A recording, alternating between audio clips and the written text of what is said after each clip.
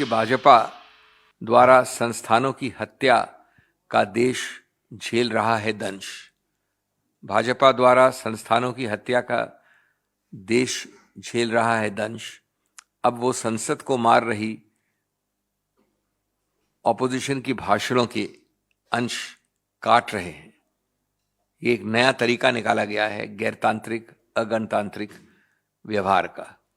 भाजपा को लगता है कि विपक्ष के बिना वो चला लेगी देश। कांग्रेस की आवाज को दबाने के लिए नए नियम बनाए जा रहे हैं जिसके द्वारा वो ये कर सके। इस तानाशाही, इस निरंकुशता का चेहरा पिछले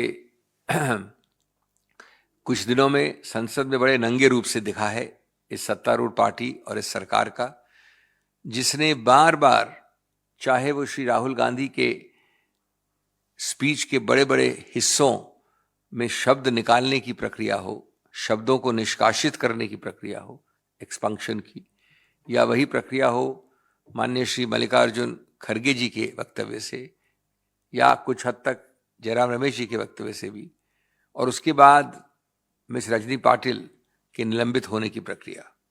मैं आपको इन सबको बहुत संक्षेप में बताना चाहता हूं, लेकिन बात सिंपल सरल ये है कि अब संसद में भी ये सरकार और ये सत्तारूढ़ पार्टी ये डराने की, धमकाने की, अत्याचार गणतांत्रिक नियमों के साथ, संविधान के साथ, उसूलों के साथ करने की प्रक्रिया शुरू करने में जुट गई है।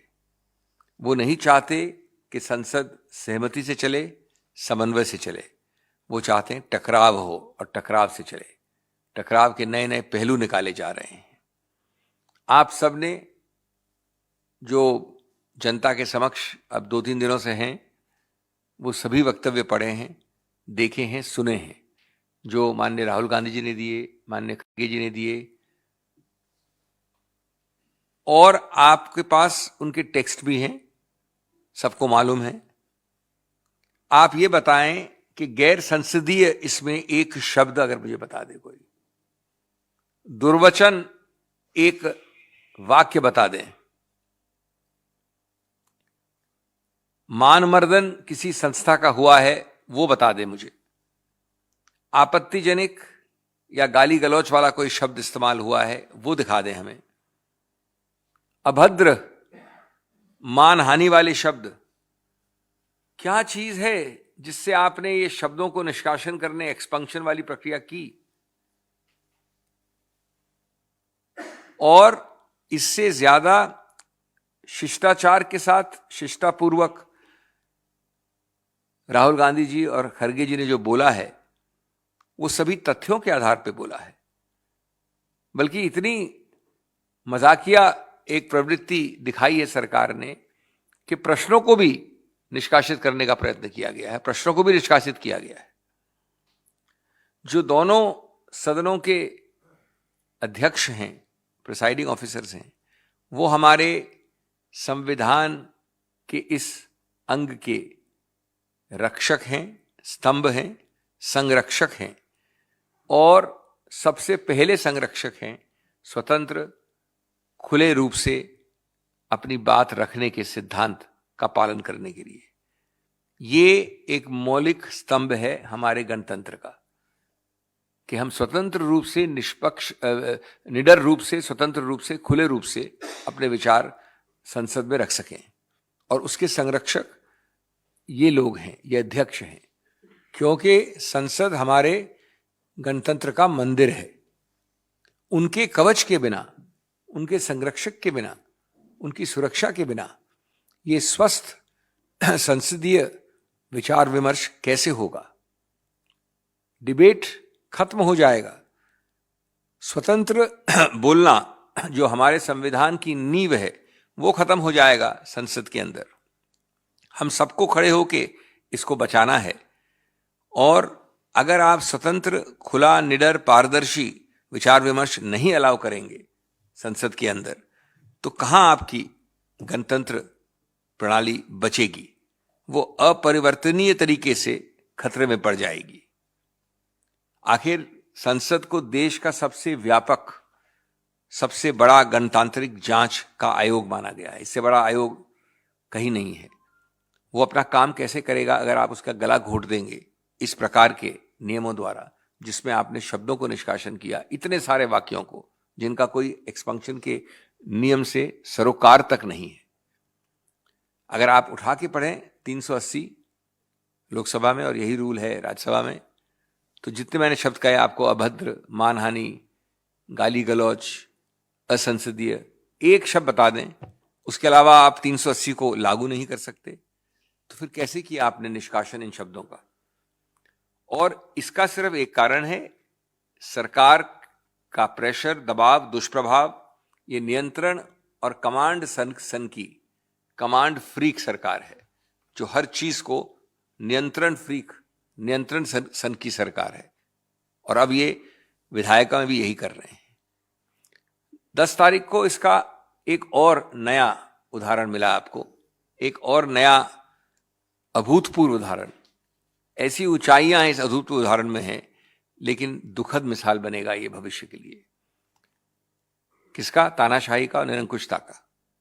और इसके कारण पूरी राजनीतिक, सामूहिक रूप से जो विपक्ष का राजनीतिक स्पेक्ट्रम है, वो सदन से बाहर चले गए थे 10 तारीख को।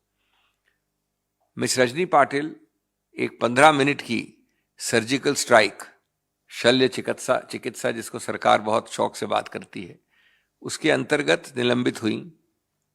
आरोप है एक वीडियो रिकॉर्डिंग के विषय में। पहली बात, कोई उनको कारण बताओ नोटिस, कोई प्रक्रिया, कोई अवसर नहीं दिया गया। दूसरी बात, अगर आप रूल 257 पढ़ें जिसके अंतर्गत ये किया गया, तो लागू ही नहीं हो सकता। उसमें बड़ा साफ लिखा है कि ये इसके लिए हो सकते हैं निलंबित अगर, और मैं कोट कर रहा हूं, परसिस्टेंट एंड विलफुल, बार बार और जानबूझकर आप अगर हाउस को चलने न दें या ऐसा वातावरण पैदा करें कि माननीय अध्यक्ष हाउस को चला ना सकें। अभी तक मिस पाटिल ने कोई जवाब नहीं दिया कि उनको अवसर नहीं मिला, लेकिन अगर ये मान भी लिया जाए कि किसी ने वीडियो बनाया, जो कि अभी किसी रूप से माना नहीं गया है, तो भी वो परसिस्टेंट एंड विलफुल ऑब्स्ट्रक्शन कहां हो सकता है? जानबूझकर बार बार, परसिस्टेंट। इसीलिए तीसरा पहलू कि ये अगर सब कुछ भी मान लिया जाए तो एक पहली बार की गलती है, जिसमें कि हमेशा से चेतावनी ज्यादा से ज्यादा, अगर ये हुआ है, मानी जाती है, न कि निलंबन। चौथा, इसमें जो सबसे बड़ा मूल सिद्धांत होता है कानून का, जिसको प्राकृतिक न्याय कहते हैं, नेचुरल जस्टिस, उसका तो पूरी तरह से उल्लंघन हुआ है। इंक्वायरी आपने कही कि हम करेंगे, उससे पहले निलंबन कर दिया। इंक्वायरी शुरू नहीं हुई उससे पहले निलंबन कर दिया। नोटिस देने से पहले निलंबन कर दिया। इंक्वायरी कंप्लीट नहीं हुई उससे पहले निलंबन कर दिया।